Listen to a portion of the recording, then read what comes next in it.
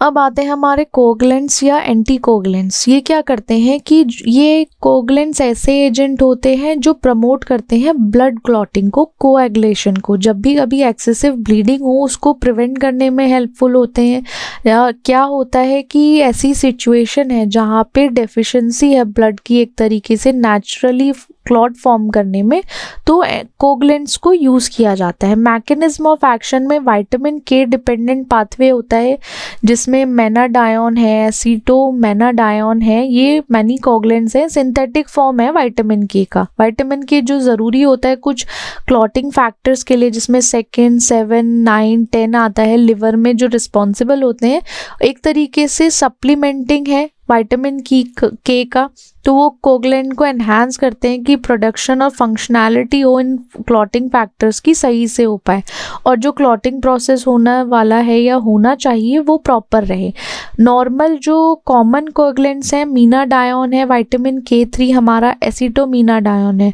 Treat और prevention के लिए काम आता है, जैसे कोई ब्लीडिंग डिसऑर्डर है जिसमें विटामिन के डेफिशिएंसी की वजह से हो रहा है, मैनेज करेगा एक्सेसिव ब्लीडिंग को पेशेंट्स में। साथ ही साथ लिवर डिजीज़ जो है एंटीकोगुलेंट थेरेपीज़ के टाइम पर यूज़ किया जा सकता है।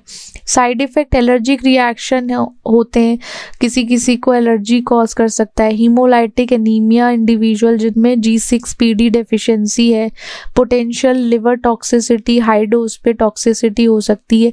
एंटीकोगुलेंट्स वो मेडिकेशन होता है जो इनहिबिट करता है ब्लड क्लॉट फॉर्मेशन को, क्योंकि अच्छा ब्लड क्लॉट फॉर्मेशन भी हार्मफुल है। अगर ज़्यादा क्लॉट फॉर्म हो जाएंगे तो पल्मोनरी एम्बोलिज्म के चांसेस हैं, vein thrombosis, deep vein thrombosis के चांसेस, स्ट्रोक के चांसेस हो जाते हैं। तो इन रिस्क को रिड्यूस करने के लिए एंटीकोगुलेंट्स को यूज़ किया जाता है।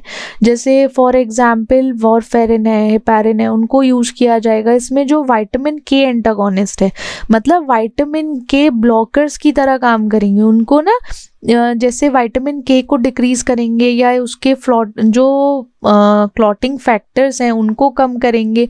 कम करने से क्या होगा, क्लॉट फॉर्मेशन नहीं होगा, तो एंटीकोगुलेंट्स की ज़रूरत पड़ती है क्लॉट फॉर्म ना हो। एंटी प्लेटलेट्स एजेंट्स होते हैं जैसे क्लोपिडोग्रेल, जो इनहिबिट करते हैं प्लेटलेट्स का एग्रीगेशन, कैसे ब्लॉक करके P2Y12 ADP रिसेप्टर को। ठीक है, प्लेटलेट्स पे जो ये पर्टिकुलर रिसेप्टर होते हैं उनको ब्लॉक करते हैं कि जिससे क्लम्पिंग ना हो पाए। क्लम्पिंग ना हो तो उससे क्लॉट भी फॉर्म नहीं होगा, दोनों नहीं होगा तो आगे जाके वो हेल्पफुल रहता है। अब जैसे कॉमन एंटीकोगुलेंट्स हैं हमारे, जिसमें वारफेरिन आता है। कॉमन एंटीकोगुलेंट में विटामिन के एंटागोनिस्ट है, वारफेरिन, एनिसिडोन है। एंटीप्लेटलेट्स में क्लोपिडोग्रेल है। ये पर्टिकुलर एंटीकोगुलेंट्स ड्रग हैं जो क्लॉट फॉर्मेशन नहीं होने देते, प्रिवेंट करते हैं। ठीक है, साथ ही साथ स्ट्रोक प्रिवेंशन में, प्रोफाइलेक्सिस में, हार्ट वॉल्व में और मैकेनिकल हार्ट वॉल्व जो होते हैं वहाँ पे रिस्क, जो हार्ट अटैक का रिस्क होता है, स्ट्रोक होता है पेशेंट में, वहाँ पे पर्टिकुलरली यूज़ किया जाएगा। साइड इफ़ेक्ट जो है विटामिन के एंटागोनिस्ट, जो ब्लीडिंग रिस्क है वो उसको इंक्रीज करता है, एक तरीके से रिस्क फैक्टर। टेराटोजेनिक है, कॉन्ट्रा इंडिकेट होता है प्रेगनेंसी में। कुछ फूड है, फूड और ड्रग इंट्रैक्शन है जिससे विटामिन के लेवल अफेक्ट होता है। एंटी प्लेटलेट एजेंट में रिस्क, ब्लीडिंग रिस्क इंक्रीज हो जाता है। बहुत सारे कोगुलेंट एजेंट्स है, जैसे मीनाडायोन है। मीनाडायोन एक तरीके से हमारा विटामिन के3 है। ये सिंथेटिक कंपाउंड है जिसमें नेफ्थोक्विनोन स्ट्रक्चर है। नेफ्थोक्विनोन स्ट्रक्चर है, ये प्रो विटामिन के एक्टिविटी देगा, सर्व करेगा प्रीकर्सर किसके, एक्टिव के फॉर्म के, विटामिन एक्टिव के फॉर्म के। और कोगुलेशन फैक्टर सिंथेसिस में हेल्प करेगा कि कार्बोक्सिलेशन हो ग्लूटामेट का, जो रेडिड्यूस है क्लॉटिंग फैक्टर्स के, वो हो पाए। एंटीऑक्सीडेंट प्रॉपर्टीज़ एग्जिबिट करेगा, जिसमें फ्री रेडिकल्स हैं, स्कैवेंजिंग एक्टिविटी है, वो वहाँ पे काम करेगा। यूजेस में विटामिन के डेफिशिएंसी है, वारफेरिन रिवर्सल है, एंटीऑक्सीडेंट सप्लीमेंटेशन है, पर्टिकुलरली वहाँ यूज़ किया जाएगा।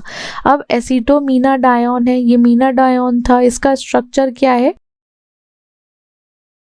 एसिटामिनाडायोन सिंथेटिक डेरिवेटिव है विटामिन के का। ये हमारे कोगलेंट की ही बात हो रही है। कोगलेंट का जो पर्टिकुलर स्ट्रक्चर है, फंक्शनल ग्रुप्स जो अटैच होते हैं वो उसकी एक्टिविटी बढ़ाने के लिए है। Mode of action pro vitamin के एक्टिविटी, जो प्रीकर्सर की तरह काम करेगा, एक्टिव विटामिन के फॉर्म में कोएगुलेशन फैक्टर सिंथेसिस करेगा और एंटीऑक्सीडेंट इफेक्ट शो करेगा।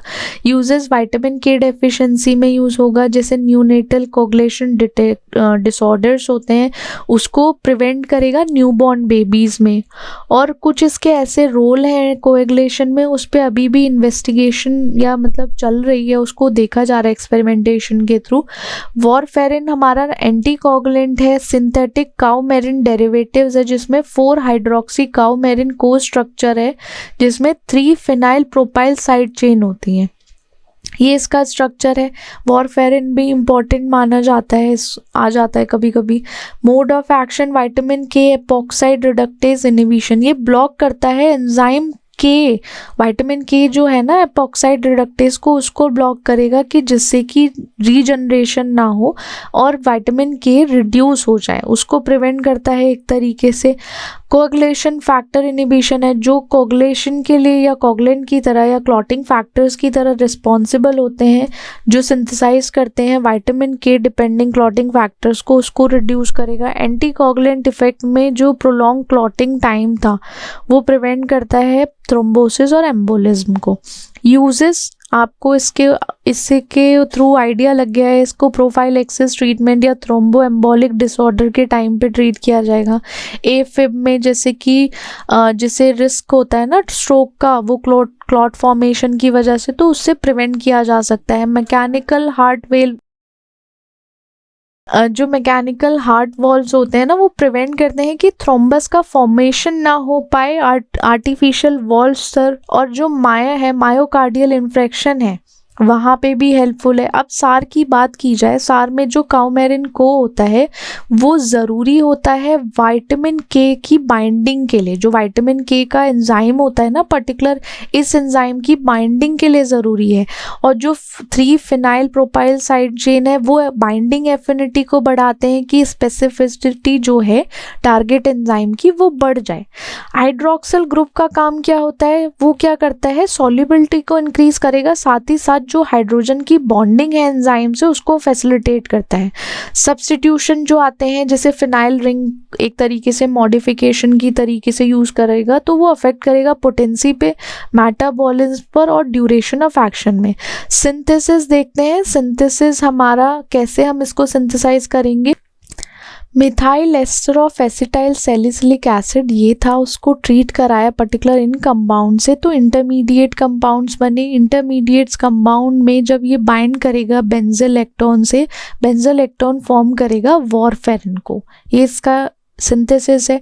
एनिसिडायोन है, एनिसिडायोन जो है डेरिवेटिव्स है इंडायोन का, जो हमारा एरोमेटिक सब्स्टिट्यूशन हो रहा है, जो क्या करता है एंटी कोगलेंट प्रॉपर्टीज़ को बढ़ाता है। मोड ऑफ एक्शन क्या है, पर्टिकुलर विटामिन के जो एंजाइम है उसको इनिबिट करेगा, इनिबिट करके जो रीजनरेशन हो रहा था विटामिन के का उसको कम करेगा। Coagulation factor inhibition, anti coagulant, मतलब ये mode of action almost same रहते हैं एंटी कोगलेंट्स के, यूजेस भी आपको सेम ही मिलेंगे। तो एक को आप अच्छे से पढ़ लोगे तो आगे के जो हैं वो इजी हो जाएंगे, ज़्यादा मेहनत नहीं करनी पड़ेगी। अब एंटी प्लेटलेट्स एजेंट्स आ जाते हैं हमारे। एंटी प्लेटलेट्स एजेंट में जैसे इसका मोड ऑफ एक्शन क्या है, P2Y2 रिसेप्टर इनिबिशन, पर्टिकुलर इसको ब्लॉक करेगा कि जो रिसेप्टर प्लेटलेट सेल मेम्ब्रेन पे है ना इरिवर्सिबली ब्लॉक करता है, कि यहाँ से उसका पूरा ब्लॉक करके ख़त्म कर देता है। प्लेटलेट एग्रीगेशन प्रिवेंशन, जिससे क्या होगा प्लेटलेट का एग्रीगेशन नहीं होगा, फिब्रिनोजन जो बाइंडिंग हो रही थी वो उसको प्रिवेंट करेगा, जिससे क्लॉट फॉर्मेशन नहीं होगी। थ्रोम्बस प्रिवेंशन में फॉर्मेशन ब्लड क्लॉट जो आर्टरीज और वेन्स में होने वाला था वो कम हो जाता है। अब यूजेस में एक्यूट कोरोनरी सिंड्रोम है, जो रिस्क होता है हार्ट अटैक का या स्ट्रोक इन पेशेंट्स को, वो कम करता है। परक्यूटेनियस कोरोनरी इंटरवेंशन है, वो प्रिवेंट करेगा स्टेंट थ्रोम्बोसिस में जो पेशेंट्स हैं। अब सेकेंडरी प्रिवेंशन जो है मायोकार्डियल इन्फेक्शन में या इस्कीमिक स्ट्रोक है वो लोअर करता है उसके पर्टिकुलर रिस्क को जो कार्डियक वेस्कुलर इवेंट्स में होने वाले हैं। पेरिफेरल आर्टरी डिजीज में मैनेज करेगा, प्रिवेंट करेगा थ्रोम्बोटिक कॉम्प्लिकेशन को, जो पैड पेशेंट्स होते हैं ना पेरिफेरल आर्टरी डिजीज के पेशेंट में, उनको प्रिवेंट करता है, वहाँ पे मैनेज भी करता है साथ साथ।